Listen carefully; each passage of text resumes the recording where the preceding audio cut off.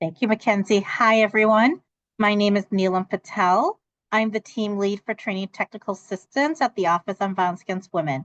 And welcome to the first of our series of fiscal year 2024 new grantee orientation office-wide orientations. Today's webinar is presented by Jennifer Landis, Director of Sparc, which is the Stalking Prevention Awareness and Resource Center. We love this project and we are so happy you all are here. And Jennifer's also going to talk a little bit more about what January is, which January is the National Stalking Awareness Month. So take it away, Jennifer, with your presentation. Thanks, Neelam. Hi, everyone, and congratulations on your OVW award. You should all be very excited, and we're excited to work with you as a TA provider. So hopefully you're all able to see the PowerPoint presentation. We'll also make sure that you can have a copy of it if you would like one. I also have a couple of team members from Sparc who are joining me on this particular presentation so that they can put links in the chat, etc. As we go forward. If you all have questions, please put them in the chat rather than, you'll see that the question and answer has been disabled. So if you want to put them in the chat, that way I can make sure that I spot them and I'll try to answer them in real time. As Neelam mentioned, we are a TA provider, a training and technical assistance provider for the Office on Violence Against Women. So this is their disclaimer that lets all of you know that what I'm about to present today are the views of us at Sparc. We are a project of Equitas, which is our parent organization that focuses on providing training. And this particular project, the Sparc project, is focused on increasing awareness and understanding of the issue of stalking. So if you haven't already become familiar with Sparc, I would encourage you to check out our website. One of the things that I was adamant about when we started the Sparc project was really making sure that we had a website that was useful for all of you in the field. I came from the field as well. I spent 10 years as a domestic violence and sexual assault advocate, 10 years in a state coalition, and then started Sparc in 2017. And so I know what it's like to have too much on your plate, to feel like you're always struggling to find the latest resources and things that are helpful to actually do your job. So one of the things that we're going to do at the end of this webinar is just take a quick tour through the Sparc website, so I can point out some of the things that might be helpful to all of you as you're in the process of implementing your grant award. So I know that some of you are new grantees, some of you are grantees, I won't say old grantees, but continuing grantees.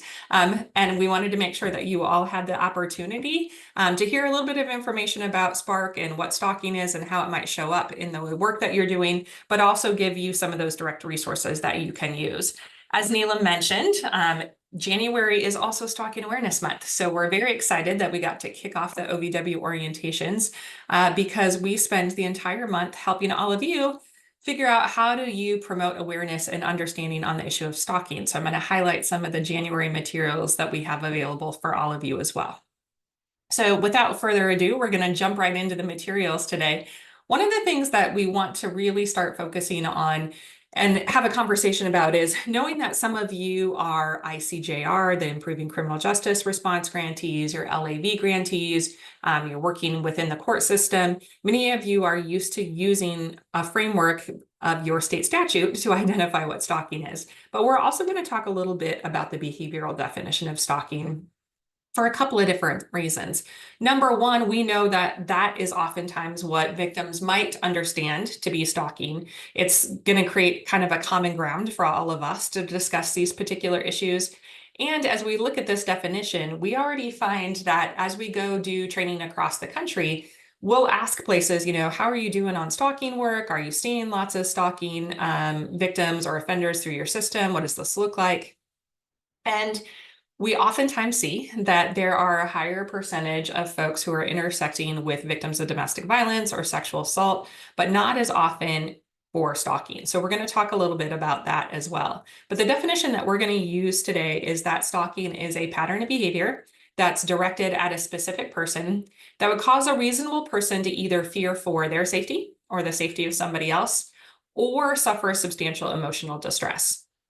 Now, I know some of you are listening to this webinar and thinking, I've been doing this work for a really long time. Why do we have to start with something so simple as a definition of stalking? That's because oftentimes there isn't necessarily agreement amongst all of us about what constitutes a stalking case. So if we're going to break down this definition, if we say something's a pattern of behavior, how many incidents do you need to prove a pattern? And you can put your answers in the chat. It's not a graded quiz, so you don't have to be scared. Is it 2 incidents, 4 incidents? So if you're following along in the chat, you're seeing already that some people are saying it's 1 incident, it's 2 incidents, it's 4 incidents. This is why we started with the definition.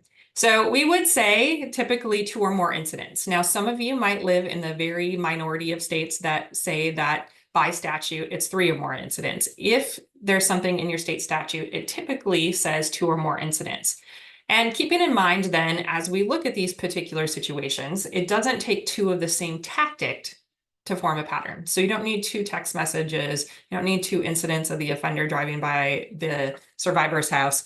What we're really looking for is that pattern of behavior that's concentrated on a particular individual. So we might have 1 incident of the victim receiving a text message, another incident of the offender, trying to use the court system to gain access to the survivor. So just keep in mind that when we're looking at the pattern, it might not be 2 of the same tactic, but it's still that overall goal of having an effect on that one particular person.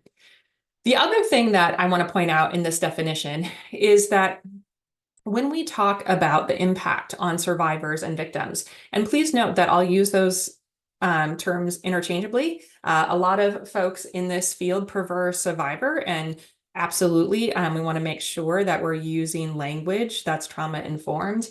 And what I will also tell you is that one of the things that sticks with us at Sparc, having worked with victims and survivors for lots of years, is some victims of stalking will say, I really hate it when people say, I'm sorry that happened to you. And you might think that's kind of a curious statement. And they say, well, I hate when they use past tense, that it happened to me, because in a stalking situation, it's happening. I never know when an offender might show back up again. And for me, there's no end to this particular situation. So we try to use victim and survivor interchangeably to kind of give notice to that particular issue, to make sure that we're hearing survivors' voices in this. So that's why you'll hear me use the word survivor and victim interchangeably today.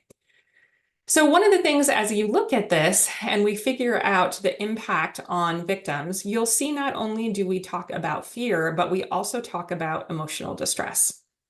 How many of you know that you have an emotional distress clause as part of your criminal code in your state?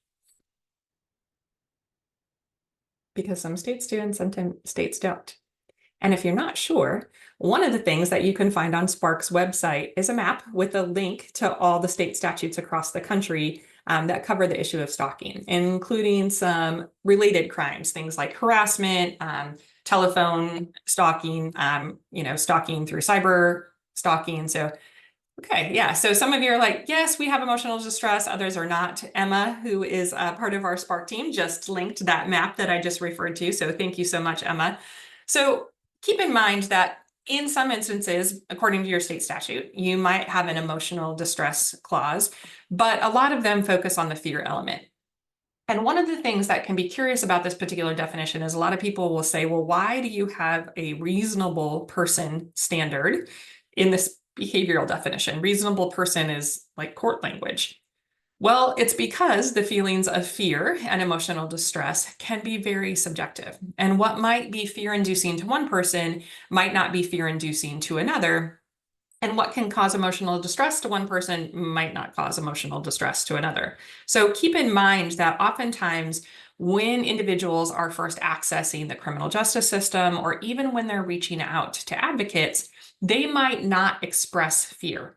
What they might say are things like, I'm really frustrated that this person won't leave me alone. I'm angry that the system isn't doing anything. I'm tired of the fact that everywhere I go, this person shows up.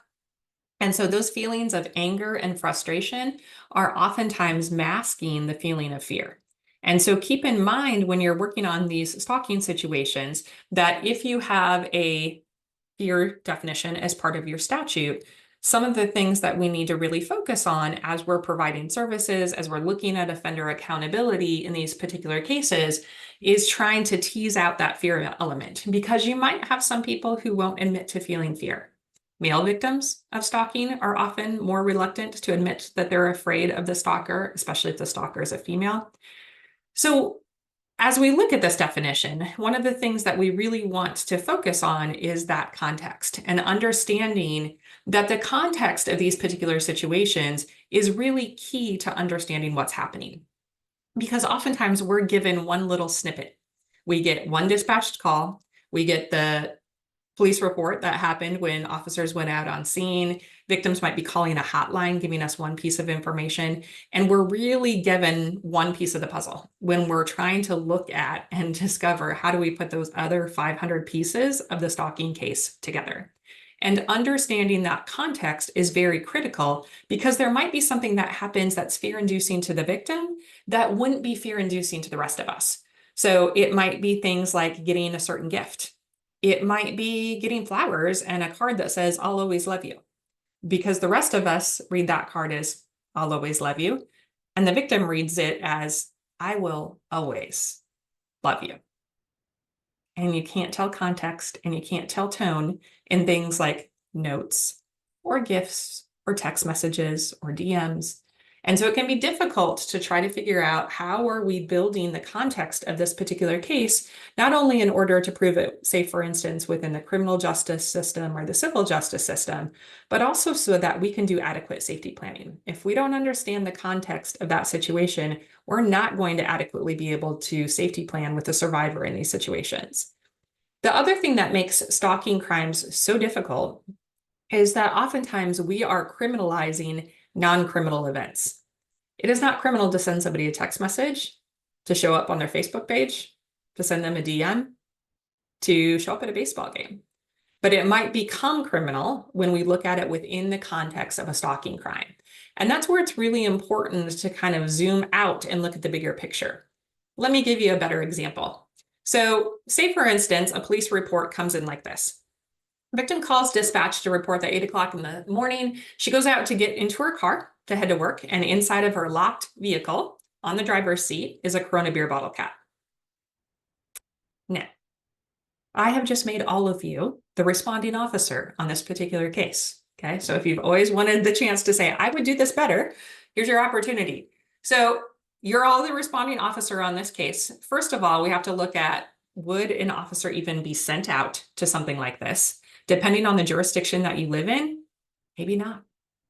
I'm curious from all of you, in your area, would your local law enforcement respond to a call that came in like this? Would they send an officer out?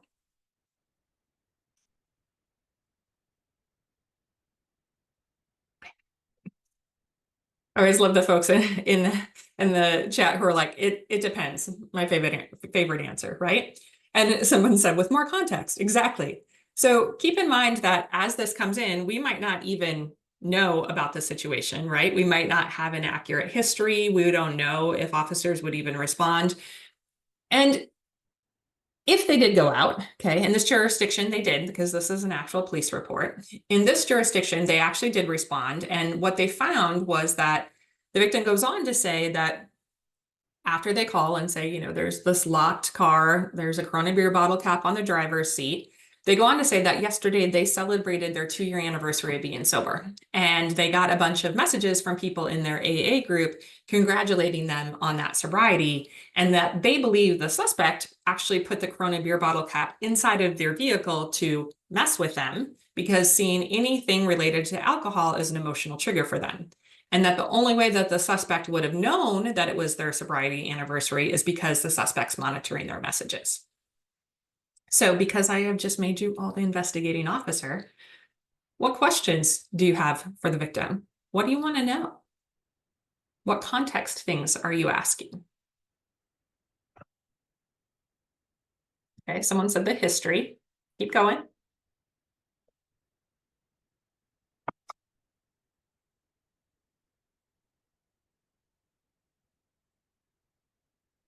Yeah, so a lot of you are starting to pull out How did the suspect get access to the vehicle? Is it car keys? How have they been able to access that particular vehicle? A lot of you are focusing on the history between the victim and the offender. Miss, how many of you assumed that this was a current or former intimate partner? Yeah, quite a few of you, right? Okay. Other folks also want to know, how did this particular event make you feel? Okay. What has happened in that particular situation? Others of you are, beyond the who, what, when, and where, are also wanting to know a little bit more about the Corona beer bottle cap. Okay. One of the things that we know will probably happen is that somebody will say, well, it was actually the victim and survivor who just went out drinking last night and they left the Corona beer bottle cap on top of their seat. And it's just a big misunderstanding, right? So keeping in mind some of the information about that Corona beer bottle cap, how did the suspect gain access to the vehicle, et cetera. Several of you also brought up the thing about messages. And many of you immediately jumped to, does this person have access to their accounts? Do they have access to their phone, et cetera? One of the things that is always surprising to me is when we do this exercise in-person training, a lot of people say, well, I assumed that it was text messages. And one of the things that some of the younger folks in the room oftentimes point out is only old people use text messages. They were thinking it's something that came up on Snapchat. It might have been a DM in Instagram. I tease others that, if you thought Facebook message might be that you're over 40. So as you look at this, already thinking about how did those messages come in, who had access. Some of you are going down the road of right away figuring out, do we have people who've shared accounts before? Do we have passwords that have been shared, et cetera? So assuming you get all those questions answered on your first call as a patrol officer. So now we have a clear stalking case and we can take it forward. Your prosecutor is going to absolutely charge stalking. What's going to happen with this case after that initial report's being taken?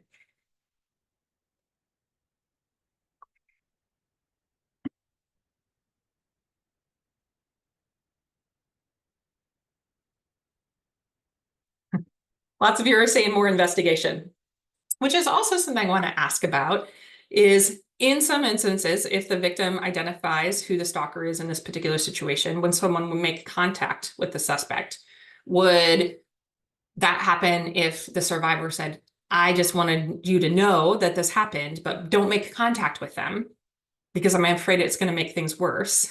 Okay. Is it going to be a documentation report? If a lot of you were saying, we're not even going to have the bandwidth for law enforcement to even go out and take a report. Okay. Some other folks are saying, well, you know what? This is going to be referred on to, say, for instance, the domestic violence detective. What if this is somebody that was an acquaintance? Somebody that she met in the beginning of her sobriety journey. Lots of folks across the country have responses to stalking that sit within the response to domestic violence. And so people say, well, this would get referred to our family violence detectives. It would get brought up at our CCR on domestic violence. And one of the concerning things about that is only 50% of stalking cases are committed by a current or former intimate partner. The other 50% are usually committed by an acquaintance. And so I challenge you to all think about the response within your jurisdiction. How is that set up to either screen in or maybe even screen out individuals depending on their relationship with a stalker? Would somebody identify that this was a stalking situation if the victim was like, no, I think it was just this person I was in an AA group with a couple of years ago. And then the responding officer is thinking, how would they have access to your messages? How would they have access to your phone? Why would they show up and let themselves inside of your car? Are you sure this is really happening? And people start to question, is the victim telling the truth? Is this what's actually happening? And all of us benefit from, oh, it's a lot easier if we have more pieces of the puzzle, but asking in a lot of these situations, what usually happens is the responding officer might say something to the victim like, well, if something else happens, give us a call. The other thing that many of you alluded to is, well, we're going to ask about the history. We're going to ask what other things has this person done? And that's a really, really excellent question if you understand stalking. And most victims don't. So if you ask them what else has happened, or have there been other things like this that have happened, victims are going to say, this is it. I don't know what else you're looking for. What do you mean, are there other things that happened? Isn't this enough? Because they don't necessarily understand all the tactics that are used in stalking cases. And a lot of times people say, well, has something like this happened before? And unless the offender has broken into the victim's car and laid a Corona beer bottle cap on the driver's seat, the victim's going to say, nope. But there have been instances of that person showing up at their gym, of them sending other text messages, of them showing up other places, of them trying to talk to their friends and family. But because they don't understand that that might be part of a stalking course of conduct, oftentimes we're relying on victims to build these cases, and we're asking them questions like, tell me what else has happened. They didn't take a class on evidence. They don't know what you're looking for. They don't necessarily even understand the tactics that have been engaged by the offender might be considered stalking behaviors. So really thinking about, how does this play out, right? And some of you are in the chat are saying, I don't know about talking to the offender right away. Like, I think we would have to gather more information. And a lot of times what happens in these cases is victims will request that the offender isn't contacted because they're worried that if somebody contacts the offender, it will just escalate the behavior. So there's a lot of places where it can be difficult to continue to build these particular cases, right? And so thinking about, as we build our response to victims of stalking across this country, how much training do the individuals in your own agency have on stalking? How much training do others within the system have on stalking? Most of us have attended numerous domestic violence and sexual assault trainings. But how many of you have had more than 5 stalking trainings in your entire career?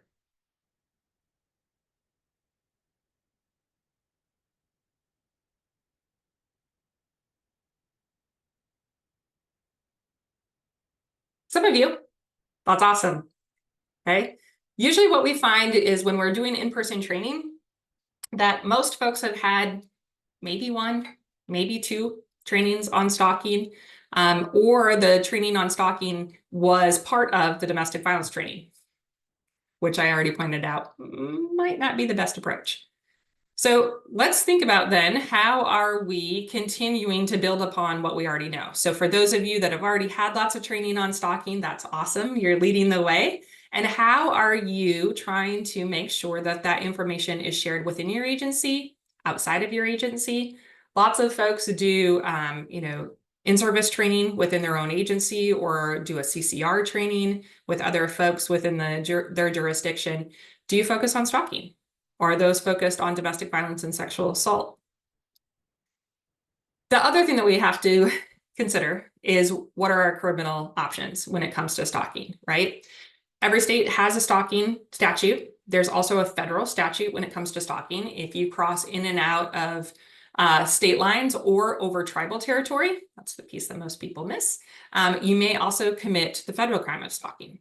So consider that as an option, as well as the fact that we oftentimes have individuals who are involved with military system, and each branch of the military has a code that addresses stalking, as well as the fact that most tribal jurisdictions also have a code that addresses stalking. So we have a couple of different options when it comes to the criminal aspect. But as we're looking at stalking in general, one of the things that I would ask all of you is, I want you to think about your caseload on a monthly basis. How many of you are working with as many stalking victims as you are victims of domestic violence or sexual assault?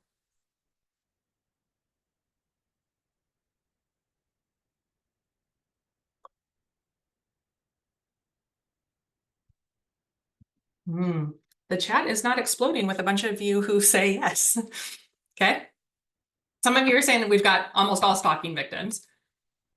And others of you are already going down the right road of, depends on if we're asking the right questions.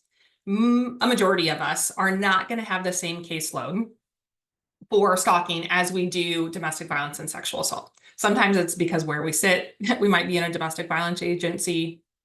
Obviously, we would receive more of those particular situations. But thinking about the prevalence levels, 1 in 3 women and 1 in 6 men experience stalking at some point in their lifetime, which means the rates of stalking are just as high, if not higher, than domestic violence and sexual assault.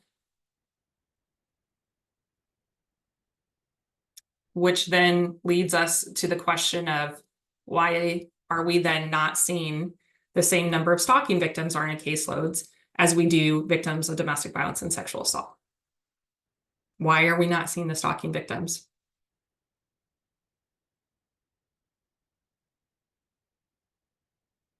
Yeah, absolutely. Definitely harder to prove the elements, okay, if we're looking at the criminal justice approach. Other folks are saying it's definitely underreported. Other folks are also identifying the fear, right? Yeah, it might not be as obvious that it's a crime because there's a lot of different tactics that go into stalking situations. Absolutely looking at it as part of that control that might be happening in a relationship. So it might be underreported for that particular reason.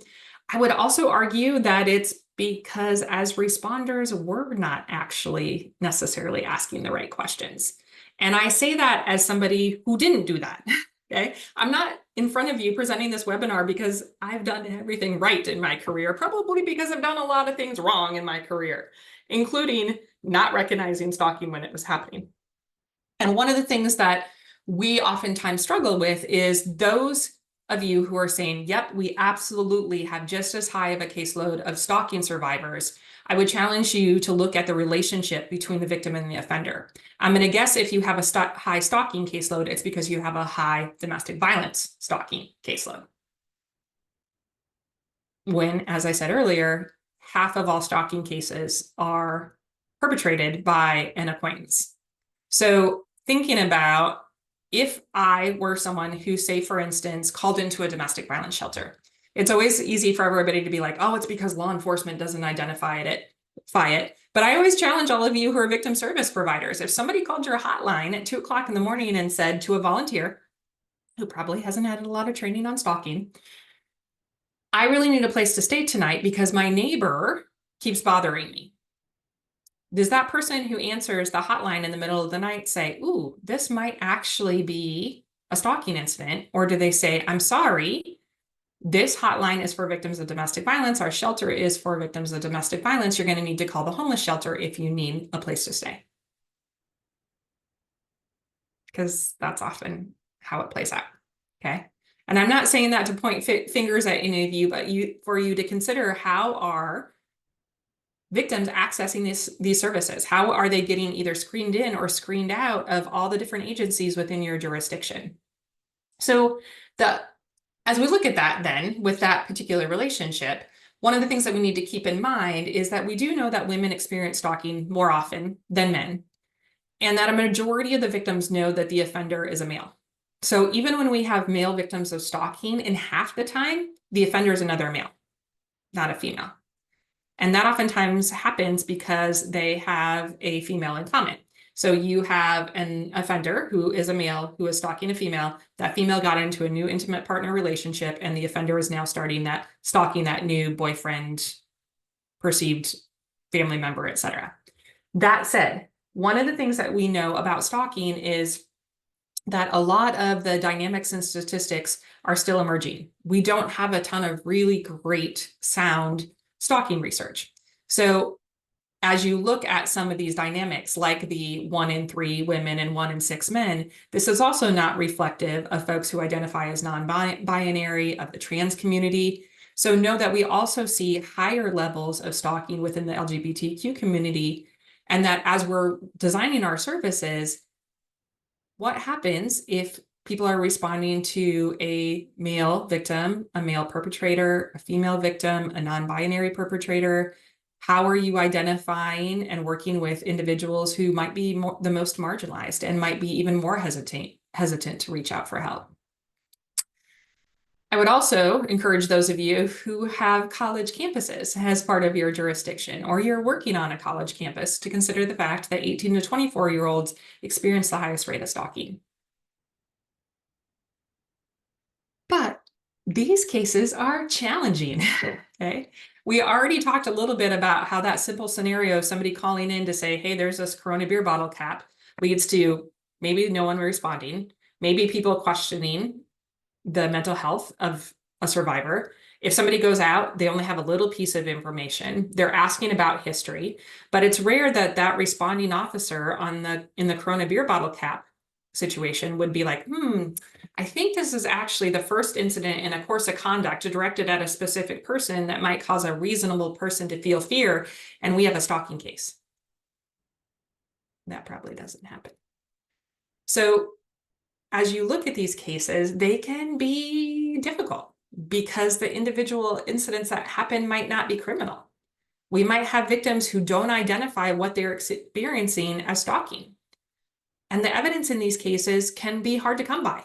It's not like the stalkers stay on scene until law enforcement responds and say, oh, yep, you're right. Look me up and take me to jail. We're oftentimes relying on a victim who's traumatized to essentially help build their own case. We're asking them to bring us evidence of the stalking when they've never had an evidence class. They don't know what we're looking for. And oftentimes people say to victims of stalking, well, keep a journal. And then a victim brings a 500-page journal to an overworked officer and says, here's all my documentation. And the officer doesn't have the time or bandwidth to start looking through a 500-page journal when we haven't taught the survivors on what kind of evidence we're looking for. How do you keep documentation in these particular cases? And the other thing that makes these cases really difficult is these are pretty resource-intensive cases. It takes all of us working together. It's not often that a victim of stalking can walk into a victim service provider, into a law enforcement agency and be like, hey, this is what's happening, and we can easily make an arrest. Like, it takes some background work for us to be able to build these cases. We also see some institutional barriers, okay? That lack of cross-training that I mentioned earlier. Whenever I go into a jurisdiction, somebody always pulls me aside and says, well, you know, the problem is that the prosecutors just are not trained on stalking, or the problem is that law enforcement just isn't trained on stalking. And I always say back to those people, how much training do you do internally on the issue of stalking? And people are like, well, do you have a policy on how to address stalking cases? Do you know how to safety plan when it comes to stalking? And then people are like, well, okay. It's easy to throw rocks, but remember, we all live in glass houses, okay? All of us have work that we can do on identifying and responding internally, and then work on how are we training one another to respond to these particular issues. The other thing that we see in these stalking cases is that people are not necessarily identifying the high risk and lethality level that happens in stalking cases. And we're going to talk about those in just a second. I want to go back to what several of you mentioned, however, in that you said, well, I don't know that victims of stalking identify that they're being stalked. And I would agree with that. One of the things that people really struggle with is that oftentimes they have a very stereotypical definition of what stalking is. And that stereotypical definition usually focuses on the category of tactics that we call surveillance tactics, where the offender is following the victim, they're showing up someplace, they're monitoring their social media. But that's really only one of the 4 categories that we would say comprise a very robust framework when it comes to addressing stalking. If you don't take anything from this webinar, one of the things that we would encourage you to be thinking about is using the SLI framework. SLI stands for surveillance, life invasion, interference through some kind of sabotage or attack, and intimidation. And what we see oftentimes happens in stalking situations is if the surveillance behavior is happening, the more stereotypical stalking situations, people are a little bit more likely to identify that it's stalking. Now, victims are probably still not going to use that language. They'll use things like, this person won't leave me alone. They're really creepy. They won't let go. They're always everywhere, every time I turn my back. But they probably won't use the word stalking. And when this is happening, as a system, we're a little bit more likely to take the case forward because this behavior is a little bit easier to gather evidence for. So if a case is within the criminal justice system or being investigated by law enforcement, it's typically because it has surveillance behavior happening. And then when we all ask the victim, well, tell me what else has happened. So when we respond to that Corona Bureau bottle cap and we say, tell me about the other incidents, and the victim says, what do you mean other incidents? Like that's all that's happened. Then we're like, well, we haven't met our pattern of behavior or course of conduct because we only have one incident. If we adjusted the way we're working with victims and we asked them things about life invasion, and we said, has this person shown up before at your house, at your work, at the bar that you always go to? Have they been calling you? Have they destroyed your property, vandalized your car, slashed your tires? They try to humiliate you in public at your kid's baseball game? Have they done things like try to sabotage your work, try to get you fired, interfered with the custody that you have with them, try to keep you from leaving someplace by simply just standing in a doorway or something like that? Have they tried to ruin your reputation in the community? Or have they intimidated you through some kind of threat or property damage or threatening to harm themselves or someone else? Then victims say, oh, yeah, well, all that's been happening, but they didn't identify that as stalking behavior. And if you are trying to prove a crime that encompasses a course of conduct, if we're not asking questions about the specific conduct and we're expecting victims to make that leap themselves, then we miss the opportunity. What the research will show you is if you ask a victim, tell me about what else is happening. Have there been other stalking incidents? They're going to say no. If instead we use a framework like this and we say, has that person been showing up? Have they been invading your privacy? Have they ruined, your reputation? Then victims say, oh, yeah, well, all that's been happening. Wouldn't you rather use questions like that can help victims thoroughly think through all the different incidents and then have 11 or 12 incidents that you can bring forward to charge, to potentially document, to look at building a case, rather than just the one? Because you can't have a second incident if you've never documented the first incident, and you can't get at a second incident if you're not asking the right questions. And many of us rely on our own knowledge to say, well, people should just understand what we mean. Survivors haven't had that particular experience. And if we change the way we're approaching these cases and we start asking better questions, that often leads to more opportunity to collect evidence and more opportunity for all of you who are victim services providers to be able to adequately safety plan. If you don't know what's happening, you can't help build a safety plan. Okay? We have to do a better job at asking questions specific to this type of framework. And we've made that easy on you. One of the things that I'm going to highlight later is this framework designed in like a checklist for you to be able to ask questions. So for those of you that are law enforcement, we have a law enforcement guide. That's just one page, front and back, that has all these slide behaviors and descriptions of things that the offender might have done and questions to be able to ask a victim. As you're looking at that framework, a lot of people will say, well, okay, so if we catch these offenders and now, I have them in front of the judge, how do we fix them? And they always get a little frustrated when they call us at Sparc, and I'm like, that's a really great question that I don't have an answer for. They're like, thought you were supposed to be the experts. Because we don't know necessarily what motivates stalkers.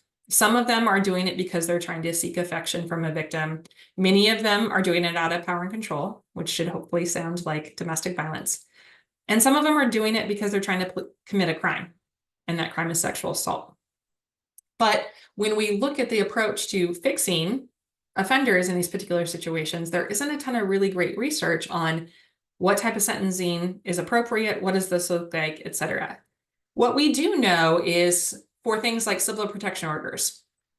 In stalking cases, if a civil protection order is entered in half of all the stalking cases, with that civil protection order in place, the stalking stops.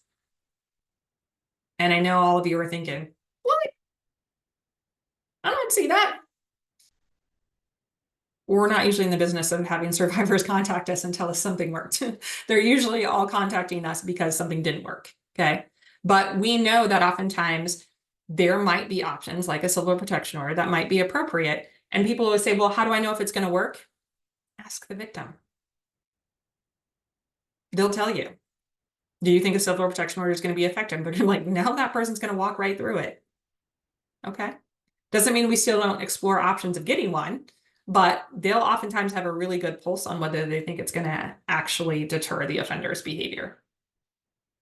And as somebody pointed out, a civil protection order might be a strategy because in a lot of jurisdictions, if a civil protection order is in place, it's also a felony if the stalking is happening because the civil protection order has been in place. One of the things that I would encourage you all to be thinking about, if you're like, Dave, nailed this stalking response, we got it down in our jurisdiction. Do you charge stalking in your violation of civil protection order cases?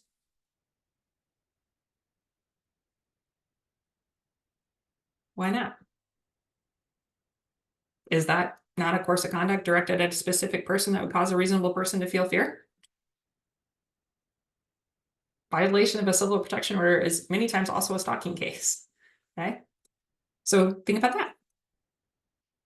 The other thing that we oftentimes really struggle to focus on is stalking as it happens within the context of intimate partner violence. And I already told you that I'm in front of you as a presenter today, not because I've done everything right in my career, but because I've made a lot of mistakes.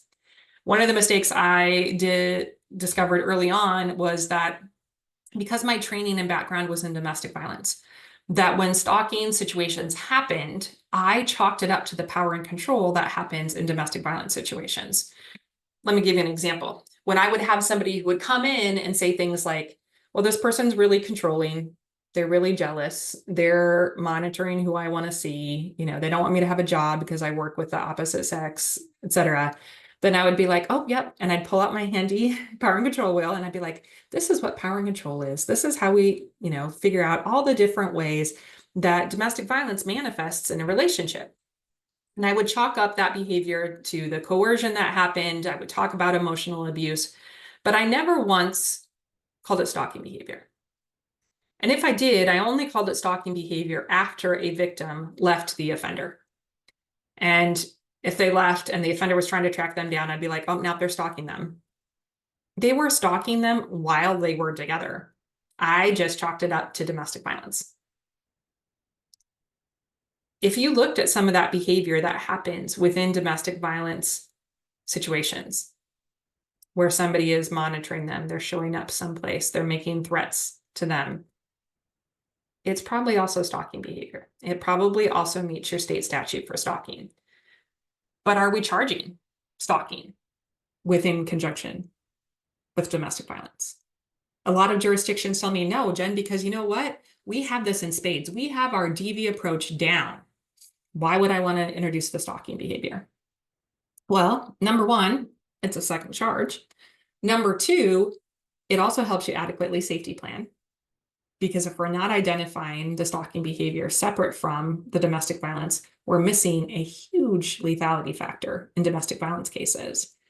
And the other thing is, for those of you that have ever tried to try a domestic violence case, you're prosecuting it, you're bringing forward information to your prosecutor, and you bring something forward and you tell your prosecutor, oh, you know, there was this incident that happened 6 months ago, and the prosecutor's like, we're not going to be able to get that in front of the judge unless we try to say, you know, that we're going to jump through some kind of evidence hoops with what a lot of people refer to as 404B evidence, those prior bad acts that sometimes we have difficulty including in a domestic violence case.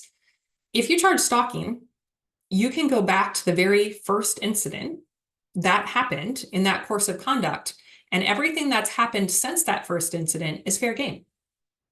You don't have to jump through the hoops as much with the 404B stuff to try to say, oh, that 6 month ago incident should be included, because once you charge stalking, the entire course of conduct is open.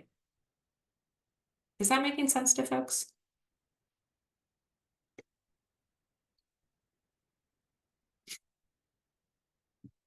Uh-oh.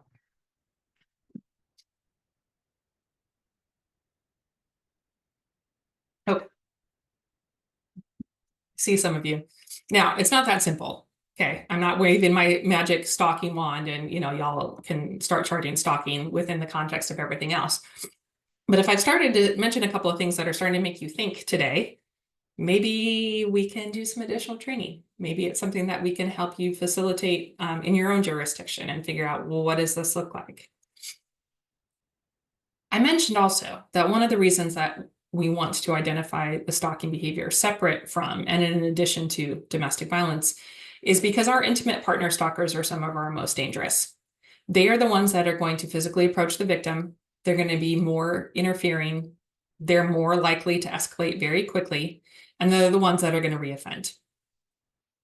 And so by identifying the stalking behavior, we're also identifying a lethality factor in domestic violence. If you received a grant that is specifically targeting domestic violence in your jurisdiction, and you're talking about, we're going to develop high-risk teams, we're going to look at lethality in domestic violence cases, please include stalking training. Because most people miss the fact that stalking is a lethality factor in domestic violence cases. And in fact, 85% of attempted and 76% of completed intimate partner femicides where a male murdered a female intimate partner, there has been an episode of stalking within the year prior to the murder. But if we didn't call it stalking, we didn't charge it, and more importantly, if we didn't safety plan around it, we missed the opportunity. A lot of folks across the country are implementing some kind of domestic violence risk assessment, which is awesome. And a lot of times those risk assessments miss stalking as a lethality indicator. The slide that you see in front of you is a top 10 list of lethality factors in intimate partner homicides. So what this study did was take 17 different intimate partner homicide studies, put them all together, and rank the top 10 lethality factors.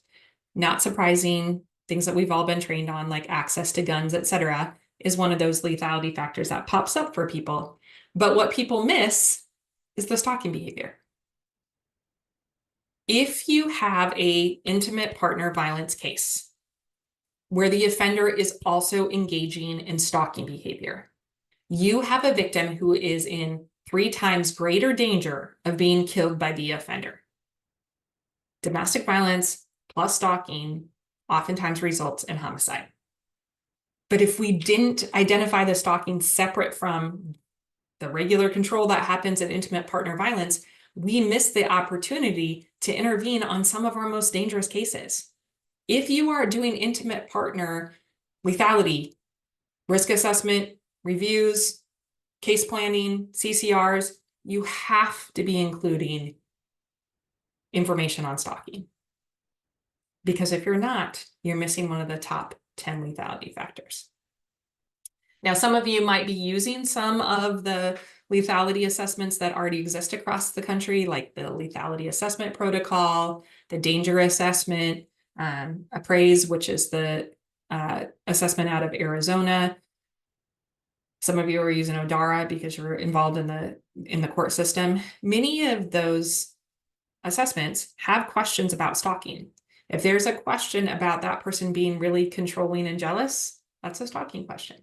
If there's a question about, does this person follow, monitor, or spy, that's a stalking question. So maybe if you're doing those assessments, you are already at least a little bit identifying the stalking behavior. But then our recommendation would be, if that's happening, then you have to be thinking about, can we also do a stalking risk assessment? When we go into jurisdictions all the time, I tell people or ask people, are you screening for stalking within your sexual assault and intimate partner violence cases? And they're like, oh, absolutely. And I'm like, yes. Like, so what are you asking? They're like, oh, we ask the victim if they're being stalked. Great intent. Wrong question. Because of all the things that we just talked about with the SLY framework, if you ask, are you being stalked, victims are going to typically say no. What if instead we said, has this person been tracking, following, or monitoring you? Have they tried to invade your life for privacy by making unwanted contact with you? Have they significantly and directly interfered with your life? Or have they on more than one occasion intimidated you or threatened you? Think about your DV caseloads. How many of those individuals would answer yes to at least one of these screening questions?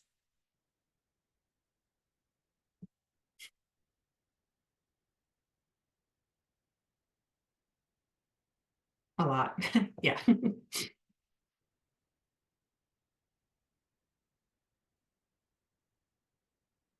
And I know for many of you, I'm talking to the choir. Okay, y'all already get it. You're working on stalking cases.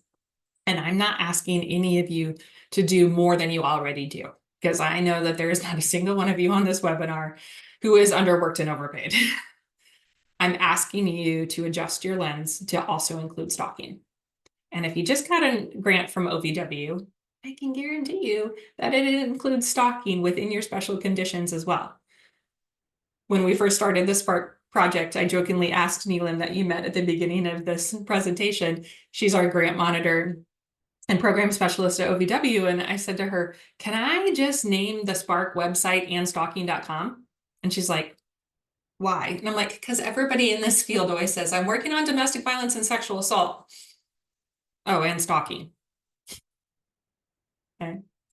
So think about, how are you doing this work and how can you add that stalking lens and elevate how often you're screening for and understanding stalking, and how are you charging it? How are you safety planning around it? And how are you identifying the specific risks that are posed in these particular cases?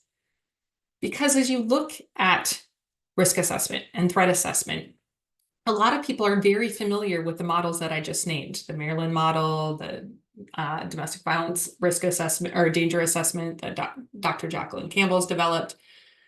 But there's also a stalking specific risk assessment. How many of you are familiar with the fact that there is a specific stalking risk assessment? And no fear if you've seen Sparc present before.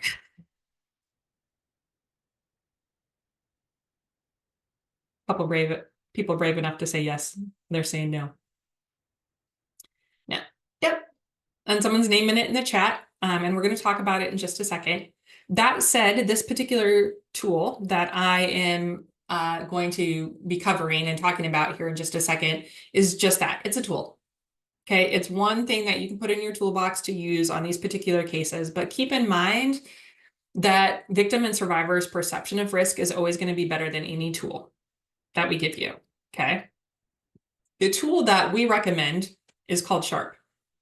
It stands for the Stalking, Harassment, Assessment, and Risk Profile. It was developed by Dr. T.K. Logan out of the University of Kentucky. And Dr. Logan is the same person who also developed the SLY framework. She developed that framework after talking with thousands of stalking victims across the country. And I always kind of think of like the SLY framework as kind of like the power and control wheel of stalking. Like it describes all those different behaviors. And she came up with a SHARP assessment after years of identifying that there were specific risks that increased the likelihood that someone was hurt or killed in stalking situations. And so thank you, Emma, for linking the SHARP assessment. The thing that I really like about SHARP is that it's giving you two different things. It's giving you a risk assessment or risk profile about the stalking case, but it's also giving you a safety plan. Now, I know that you are all excellent at safety planning, but we all safety plan differently. I always joke with the law enforcement that we train with and interact with a lot that, you know, they safety plan a lot of times around stalking cases by saying things like, let's make sure we have good lighting, make sure somebody walks you back and forth to your car. Do we need a ring camera? Can we get a dog? And the advocates are oftentimes focusing on things like, how are you eating? How are you sleeping? Both are correct. But you also can't many times focus just on the tactical safety planning without addressing the emotional safety planning, because the emotional safety planning is what is going to build up your rapport with a victim and allow them to continue to be able to participate in your criminal justice case. Because if they're not being supported, if they're not being supplied with information, if they're not addressing their basic needs, they're not going to be able to participate in a criminal justice process. So both of those things are important. And what SHARP does is it looks at the 14 risk factors in stalking cases. It looks at, first of all, the course of conduct that's been happening in this particular stalking case. So it's going to analyze the SLY framework. It's also going to look to see if there's been an escalation or a potential trigger. Now, spoiler alert, if you all are involved and you are part of the criminal justice system, there is a potential trigger because somebody's looking at accountability, jail, probation, revocation, whatever it might be. There's a potential trigger coming up with a court case. It also looks at the nature and context of the threats. What is the offender threatened and how capable are they of making good on those threats? How persistent have they been despite the victim's resistance? And what's their motive? Are they trying to get back together with the victim? Are they trying to engage in a relationship? Are they engaging in proxy stalking, which is when you use a third party? A good way to find evidence of proxy stalking is to listen to jail phone calls, where the offender will be calling the victim and saying X, Y, or Z, or they're calling a friend and they're saying, hey, I can't contact the victim because my calls are being recorded, but you go over there and you tell the victim they better drop this case, they better blah, blah, blah. Okay.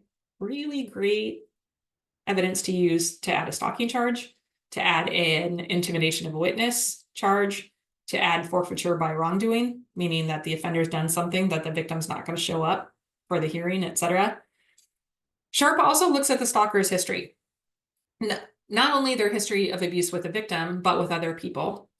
It also looks at their history of guns or weapons, if they've had training on that. So are they military, former law enforcement? Do they have a criminal history, a mental health history, or a substance abuse history? And how persistent has the offender been in contacting the victim? Is the victim fearful of what will happen? Do we have an offender who's using technology? And how vulnerable is our victim as it relates to things like housing, relationship with the offender, do they share custody, etc. So what Sharp does is actually go through a set of 48 questions. And I know that's where I just lost all of you. You're like, 48 questions, Jennifer, time for that. It'll take about 10 minutes to do a Sharp assessment. For those of you who have done Sharp assessments, go ahead and throw it in the chat how long it takes you usually to do an assessment. Because the questions are on a Likert scale. So they're like very likely, not likely. And so they're pretty easy to do. The nice thing about Sharp is you can find it online at the link that Emma put in the chat, which is coercivecontrol.org. And once you do the assessment, it will print out two things. It will actually print out the risk profile. So it'll say things like, based on this case, there are 8 out of 14 risk factors. And then it'll also print out the accompanying safety plan. And so if it's safe for a victim to take it with them, they can take the safety plan with them, because we know that trauma oftentimes affects people's memory, and they might not remember what you safety planned with them around. Are there questions on the Sharp assessment, especially for those of you who are new to that concept?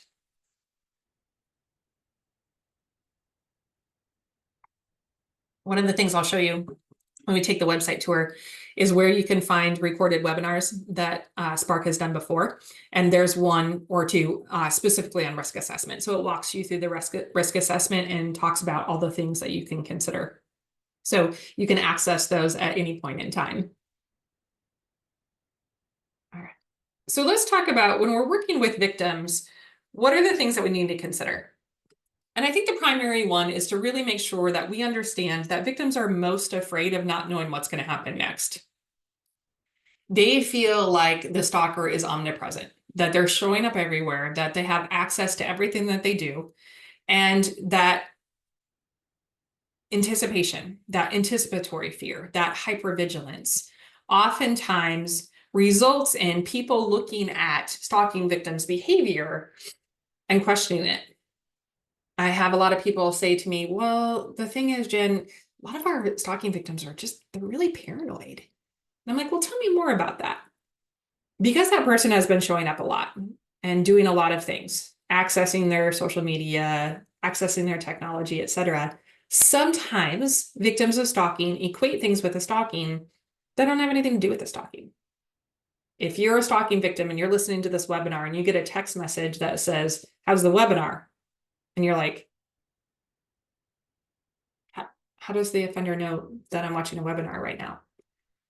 And you're watching it at your office and you happen to see somebody that you don't necessarily recognize walk by and they're wearing a blue shirt.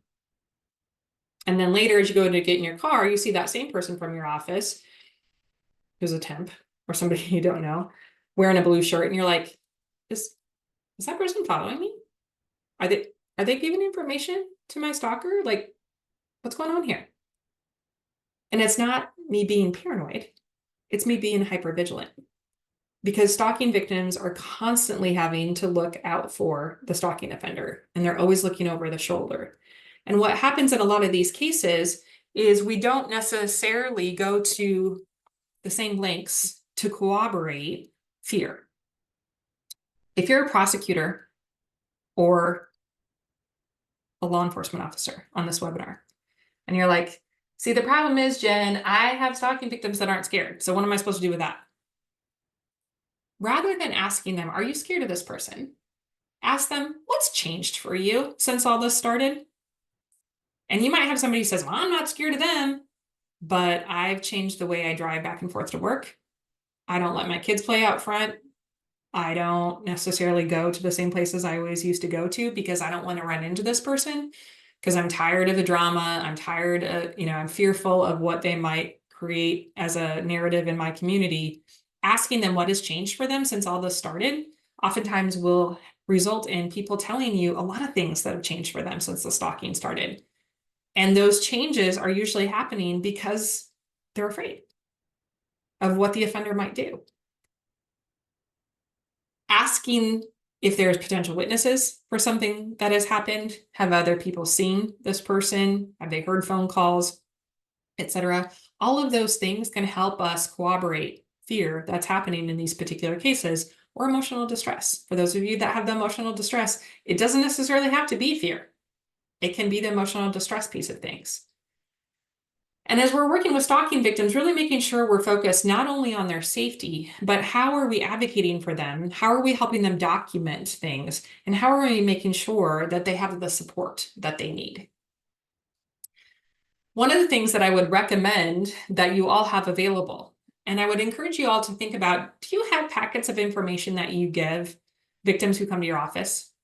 I guarantee you, if you're working on domestic violence calls, you do, because it's probably part of your victim rights laws in your state.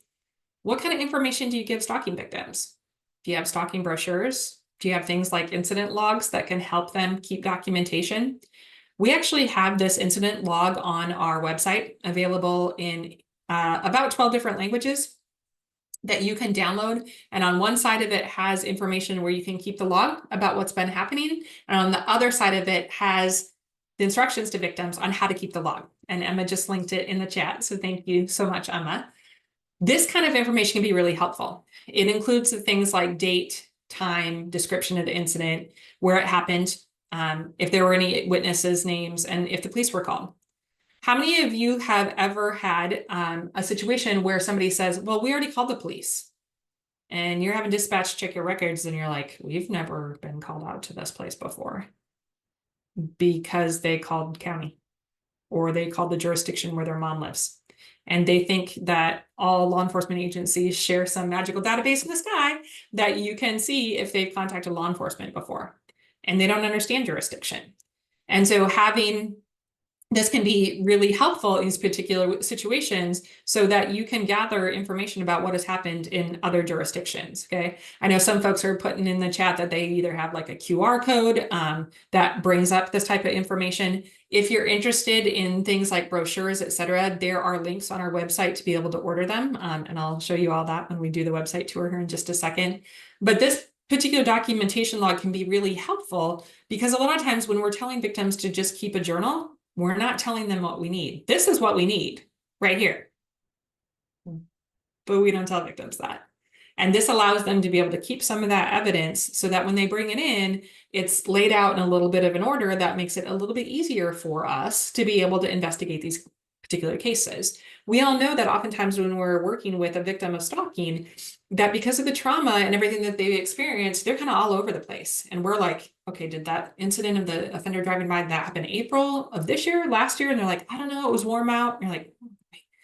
This can be helpful in these types of situations to have an advocate work with a victim. If law enforcement gives them a documentation log, if it's safe for them to do so, for them to be able to keep some of the evidence in these particular cases. The other thing that we have to consider is when we are developing protocol for responding to stalking incidents, when we're looking at safety planning with stalking victims, stalking in general oftentimes does not receive the same level of urgency that domestic violence and sexual assault does, because there's the lack of the physical harm. It's coming, but it might not be there yet. And so oftentimes, as you look at these particular situations, we might not see the same level of urgency, but we absolutely have an obligation to be able to take this information and really work on how do we increase the safety of survivors in these cases. Them being afraid of not knowing what's going to happen next, et cetera, can oftentimes impact how they're coping.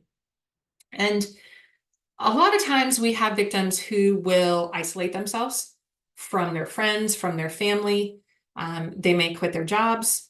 They are sometimes physically moving away from the offender. Sometimes they're trying to get a civil order protection, et cetera. Where it always becomes a little hard for folks is people are always like, well, I had a stalking case, Jen, and then I found out that the victim's been calling the stalker. How am I supposed to bring a stalking case forward? Because if they were really so afraid, why did they call the offender? Because they were really so afraid.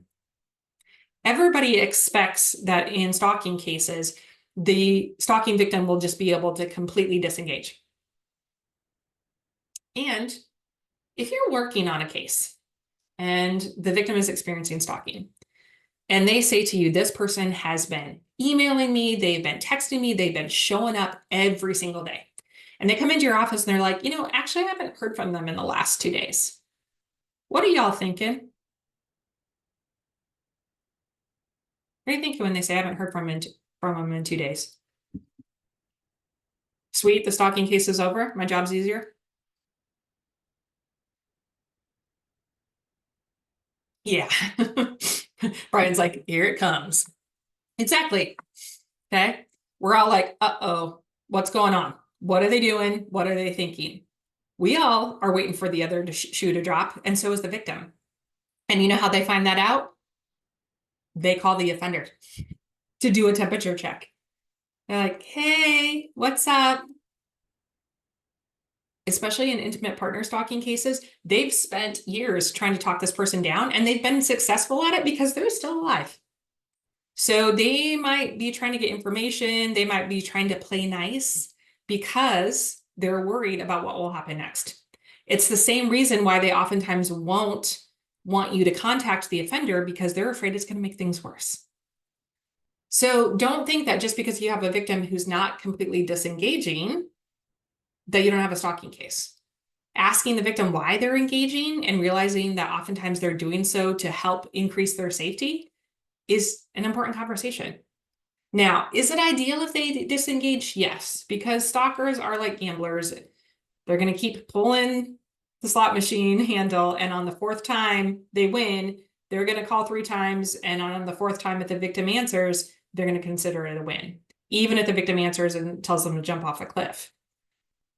So having that conversation with victims, like, it's ideal if you can disconnect from this person, because every time you have contact, it reinforces their behavior, but also realizing that sometimes we make them have contact.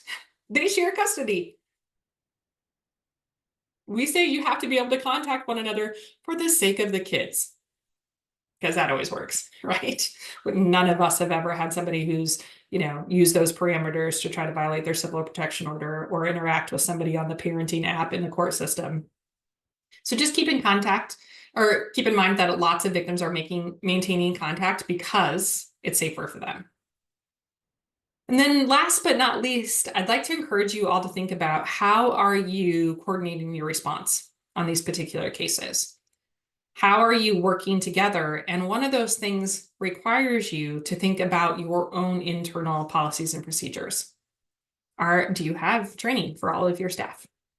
When I was an advocate way back in the day, I had to go through like a full month of training, 2 weeks on DV, 2 weeks on sexual assault. Nothing on stalking. If you're a law enforcement officer, how much time did they spend in the academy talking about stalking? Don't lie to me, because I've seen all the academy curricula. Okay. Oftentimes it's 1 or 2 slides at the end of a DV in it. Do you have policies and procedures for how you work on a stalking case? Especially for those of you as law enforcement, et cetera, this can be really helpful, because when you're on the stand and the defense says, well, why did you respond this way, officer? You're like, well, per our stalking policy, we do X, Y, or Z. Okay. And then thinking about like, what are your actual practices? I'm going to call out the victim services providers on the call because they're always like, oh, we do a better job. Look at your website. Do you mention stalking? Do you have specific stalking resources? Do you have a stalking support group? Would your volunteers know how to answer a stalking hotline call? We got some checklists that can help you think through some of those things. And maybe you are doing all of that, and that's awesome. I've often had people say, well, Jen, we work with stalking victims all the time. And then I'll look at that victim service provider's website and I'm like, I don't even see the word stalking mentioned on here. So if I am a victim of stalking and it's not an intimate partner situation, would I know that I could go to Family Crisis Center for services if their website doesn't even mention stalking? Things to consider. Okay. And again, I'm not pointing fingers. I'm just asking you all to consider what you got going on when it relates to stalking. Okay. And as you're safety planning with victims in these particular cases, really trying to work with victims to identify some of those practical solutions. The difficulty that often happens in stalking situations is victims are really trying to balance their freedom with their safety. And they feel like, I can't go anywhere, I can't get on social media, I can't leave my house, I can't go to my job, because that's the only way I can stay safe.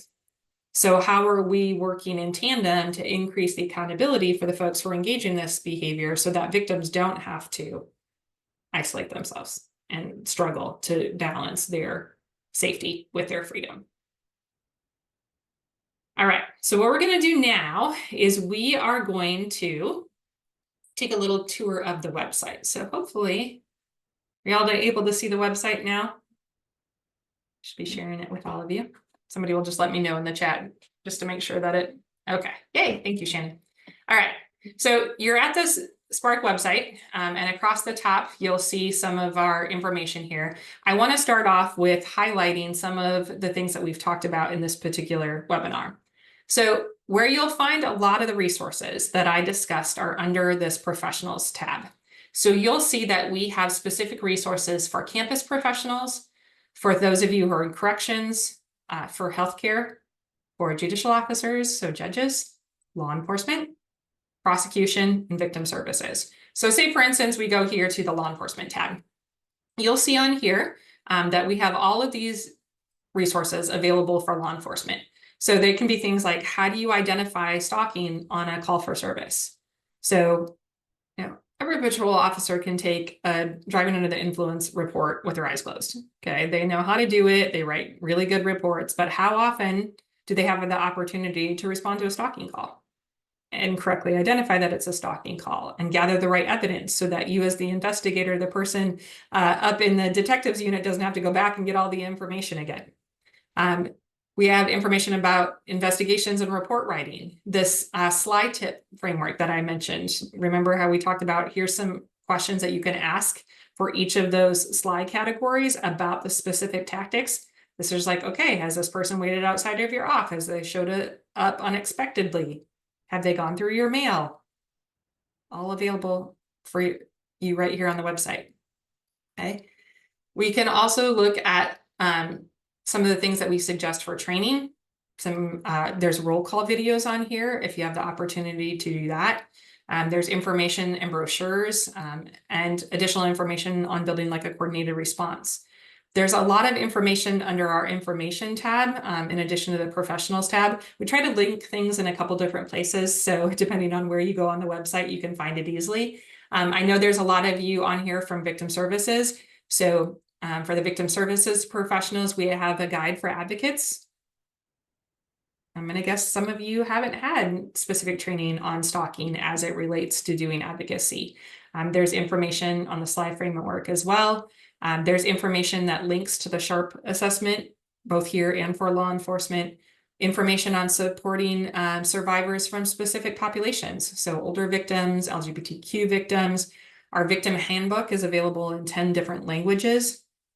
And there's also information about a community of practice. So we have a advocate community of practice that if you're a victim service provider, you can sign up for and talk with other advocates across the country who are doing this work. So there's a link here to click on that you can join that advocate community of practice. And we vary the times, and they meet about quarterly if that's something that you're interested in. There's also information for those of you who are working in prosecution. Sparc sits in Equitas, which is known for their prosecution focused efforts on domestic violence, sexual assault, human trafficking, dating violence, and stalking. So we link some of the information for prosecutors here, and then it links as well to our sister organization, our parent organization, which is Equitas. For those of you that are working on campuses, a bunch of information about increasing awareness on campuses, etc., including workshops that you can lead. How do you do stalking investigations for Title IX, etc. Under the information tab is where you can find a lot of the things about our stalking laws. And so Emma had linked it earlier in the chat, but if you just hover over your state and click on it, then it'll bring up the state statutes in your state that have to do with stalking, as well as information for specific populations. So some of those that I highlighted earlier for working with immigrant victims, for working with LGBTQ victims. If you're also involved in supervised visitation and safe exchange, there's information on here, as well as a ton of fact sheets and infographics on the connection between things like stalking and domestic violence, stalking and sexual violence, technology information. And then because it's January, our favorite month, it's Stalking Awareness Month. So every January is Stalking Awareness Month. One of the things I would encourage you to be thinking about is if you do stuff for Domestic Violence Awareness Month or Sexual Assault Awareness Month, are you also doing stuff for Stalking Awareness Month? That lets the community know that you take this issue seriously. So if you click here for January, we have tried to make it as easy as possible for you to share information. So there's a chance to attend webinars and watch recorded webinars. So if you click on our recorded webinars, which we call the Sparchives, you get our sense of humor, great. If you don't, sorry. The Sparchives here has a list of all the webinars that we've done and goes through some of those webinars, and they're recorded, etc. on here. So the ones on risk assessment, etc. are on the Sparchives.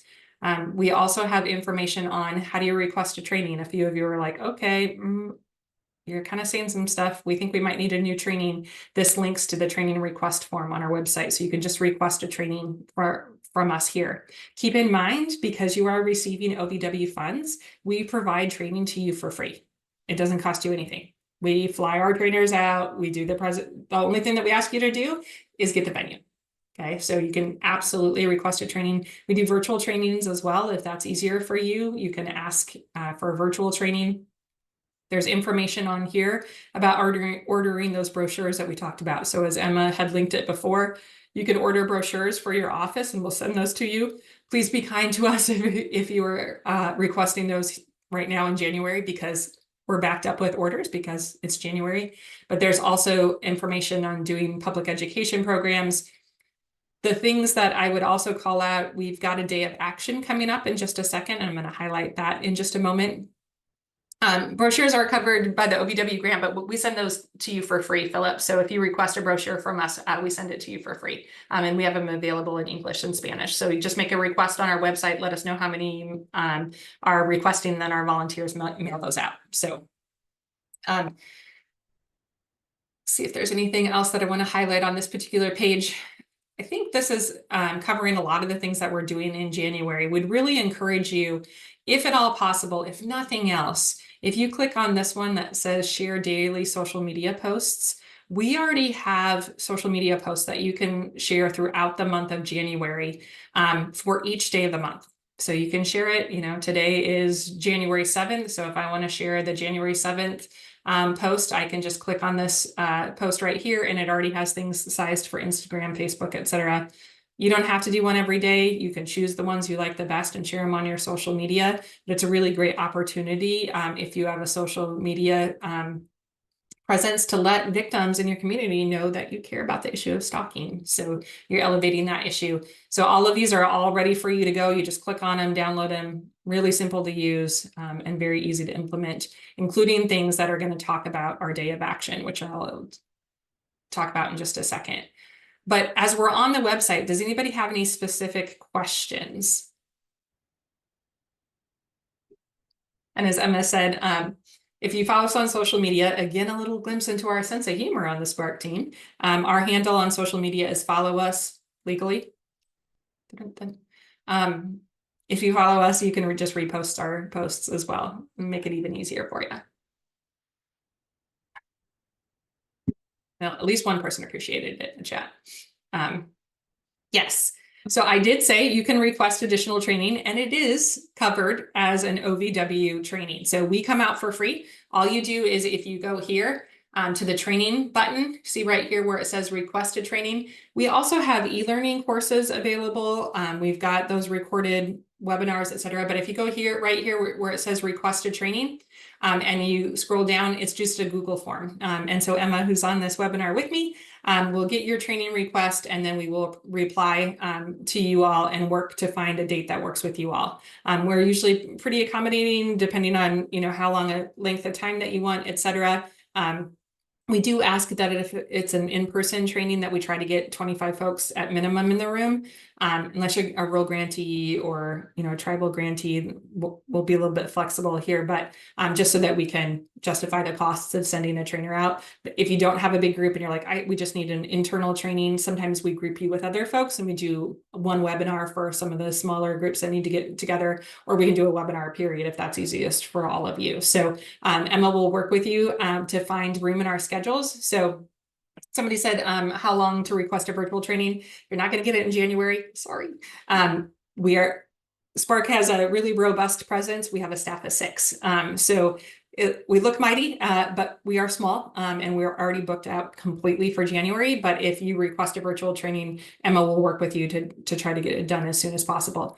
If you can't do that, one of the things that I would encourage you to do if you're like, oh, but we should do something for January, which we would want you to do, is if you click on this upcoming training, we put all the webinars that we're going to do on this upcoming training button. So yesterday I hosted a webinar with some survivors where we talked about their particular experiences, et cetera. And we've got another webinar coming up on January 23rd. That's kind of the Stalking 101 webinar. So you can request to attend that one. And we've got some other ones that we're doing this month with some of our partner organizations, one on stalking in rural communities that I'm doing later this week, another on stalking in the workplace, and one on stalking in older adults, since it's also Elder Abuse Awareness Month. So you can click on all those. Again, all of those are free. So just click on the buttons there. Other questions? I can go back to our PowerPoint really quick. Yeah, so someone's asking, do you have PowerPoints that we can use to train law enforcement, et cetera? If you go to the professionals and the law enforcement button on there, there are some already pre-recorded roll call trainings that are recorded of myself doing a roll call training with other folks. You can use those. We can certainly come in and do a law enforcement training, and we can work with you. We've got a lot of training, like I always kind of like to call it like a training in a box, things that are already set up. So if you go to some of our trainings on here or under the awareness tab, those are trainings that you can download the PowerPoint and facilitate on your own. Those aren't specific law enforcement ones, just because we're not going to put the tips and tricks of investigating stalking available on a public website where an offender could take the class and learn how you're going to investigate their case. I will also tell you that that's why you will not find a lot of specific information on cyber stalking. So the couple things that I want to highlight for you is that on January 18th, we have a day of action that I will encourage you all to participate in. And the reasoning behind it, et cetera, is all listed in a video on our website. So encourage you to think about that, as well as, yep, and absolutely, you can copy the link to the recording trainings if you do a social media post. Our 2 projects that specifically focus on cyber stalking and cyber crimes. We have a Just Tech project that's for the investigation and prosecution of online abuse that we are awarded from the Office on Violence Against Women. So this is aimed at law enforcement and prosecutors, as well as we just received an award to create the National Resource Center on Cyber Crimes. So it's going to be similar to Sparc, but have resources specific to cyber crimes. So those projects are beginning. I know some of you are grantees on the local law enforcement cybercrimes grant. And so know that there's resources that are coming out for that. The material won't be as publicly available as some of the other things on the Sparc site because we don't want tips and tricks to be available to offenders. So just know that we'll be putting a lot of information on our website about how you access those things. So that website, again, if you didn't catch it, is stalkingawareness.org. And then this is my contact information. We're available as an OVW TCA provider to all of you. So hopefully I've sparked some ideas for you as you are thinking about your response. So please reach out to us for training, for technical assistance. That's what we're here for. We love our jobs. We love being on the ground with all of you. So please reach out to us if there is something that we can do to assist all of you, including things like, we have this particular case. Can you just brainstorm with us what some of the possibilities are? That's what we're here for. So if you go to the website in the contact us form, it has everyone's email on our team. So you can certainly contact us there. So, all right. So I'm going to kick it back to Neelam because I know that Neelam will probably want to jump on here. So Neelam, you want to? Thank you so much, Jen. I told you all, be a great webinar. It's a great resource. And I absolutely love working with Jennifer and their team and Sparc. So please visit their website for all the resources and contact them for any training or TA needs. So this is the end of today's webinar, and tomorrow we do have a webinar with NCAL, the National Clearinghouse on Abuse in Later Life, to give you an overview of their TA project and their resource center as well. So I hope you're able to join us for that. And if not, that will be recorded. This one will also be recorded and put into the different orientation boxes on TA to TA. So bye, have a nice evening, everyone, and see you tomorrow. Thanks, Neelam. See you tomorrow.